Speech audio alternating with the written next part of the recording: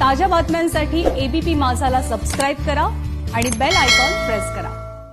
एक एक करत ठाकरे सरकारने फडणवीसांच्या काळातले काही प्रकल्प गुंडाळल्यानंतर आता स्थानिक पातळीवरती सुद्धा भाजपच्या प्रकल्पांना विरोध होतोय। नाशिकच्या स्मार्ट सिटी प्रकल्पातील कामांची चौकशी करावी अशी मागणी शिवसेनेच्या नेत्यांनी मुख्यमंत्र्यांकडे केली आहे। मुकुल कुलकर्णी आपले प्रतिनिधी सध्या आपल्या सोबत आहेत। मुकुल, स्मार्ट सिटी प्रकल्पातल्या कोणत्या कामांवरती शिवसेनेचा आक्षेप आहे? जनता गेल्या काही वर्षांपासून नाशिकमध्ये स्मार्ट सिटीच्या अंतर्गत रस्ते विकास असेल, गावठाण भागातील रस्त्यांचे डागडुजीकरण असेल, त्याचबरोबर गोदाकाठावर सौंदर्यीकरण असे वेगवेगळे विषय हे हाताळले जात होते।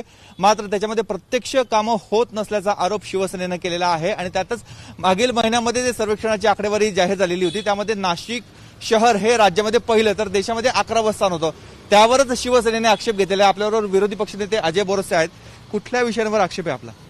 नाही, खरं तर माननीय पंतप्रधानांचा हा ड्रीम प्रोजेक्ट आहे। दुर्दैव असं आहे, भारतीय जनता पार्टीची या नाशिक महापालिकेत सत्ता आहे आणि ह्या प्रोजेक्टच्या अक्षरशः चिंध्या झाल्या, पण त्यांना सोयरं सुतक नाही। या प्रोजेक्टमध्ये या प्रोजेक्टचा आत्मा असलेलं जे कमांड कंट्रोल सेंटर आहे याची परिस्थिती अत्यंत वाईट आहे। म्हणजे एकीकडे आत्मनिर्भरतेचा संदेश माननीय पंतप्रधान देत आहे, परंतु चायनीज कॅमेरे जे अख्ख्या जगाने बॅन केलेत ते कॅमेरे ह्या स्मार्ट सिटीसाठी मागवलेत। कमांड कंट्रोल सेंटर जे उभं केलं गेलेलं आहे त्याचा फक्त सांगाडा आहे, तिथले स्क्रीन सुद्धा बदलण्यात आलेत, काही प्रत्यक्षात नाही।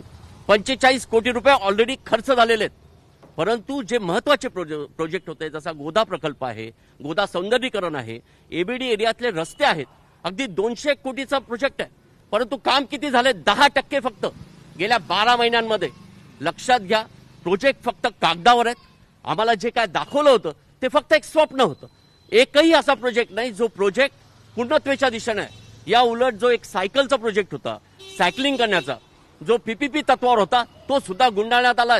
त्या सायकली सुद्धा चोरी गेल्या, पण तो स्मार्ट सिटीला त्याचं काही पडलेलं नाही। आपण मागणी काय केली आहे? आमची मागणी महत्वाची अशी आहे की हे एवढे मोठमोठे प्रोजेक्ट्स आहे जे अत्यंत खरं तर ज्याला म्हणतो महत्वाकांक्षी प्रोजेक्ट आहे, ते केवळ स्मार्ट सिटीच्या आग्रहपायी आणि सगळ्यात महत्वाचं यात काय असेल तर स्मार्ट सिटीची जी काय कमिटी आहे फक्त खर्च कशावर होतो तर आस्थापनावर होतोय।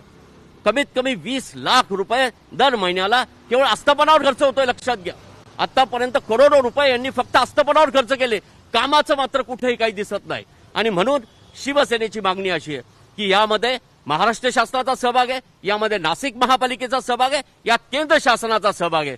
हे जे काय 500 कोटी रुपये पडून आहे यामध्ये नाशिक महापालिकेचे 200 कोटी रुपये आज विकास कामांना नगरसेवकांना पैसे नाही। आणि म्हणून अशी जर परिस्थिती असेल तर आम्ही माननीय मुख्यमंत्र्यांकडे तक्रार करणार आहोत की स्मार्ट सिटीची चौकशी व्हायला पाहिजे, इथली कामांना का दिरंगाई झाली याची चौकशी व्हायला पाहिजे। भ्रष्टाचार होता असा आरोप आहे आपला? निश्चितपणे।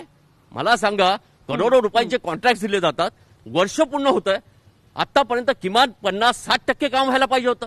2% काम, 10% काम, ही काय काम आहेत? जो स्मार्ट रोड बनवून ठेवलाय तो ऍडव्हेंचर रोड झालाय, ज्याच्यावर 18 कोटी रुपये खर्च केले आणि फक्त ठेकेदार डोळ्यासमोर ठेवून काम चाललंय।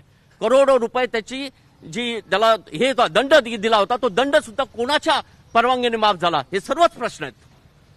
ज्ञानदा, एकंदरीत आपण बघतोय की अनेक आक्षेप घेतले जात आहेत आणि म्हणूनच मुख्यमंत्र्यांनी या संपूर्ण स्मार्ट सिटीची चौकशी करावी, यांच्या कामकाजाची चौकशी करावी अशी मागणी नाशिकमधनं होते। मुकुल, धन्यवाद या सगळ्या सविस्तर माहितीबद्दल आणि प्रतिक्रियेबद्दल।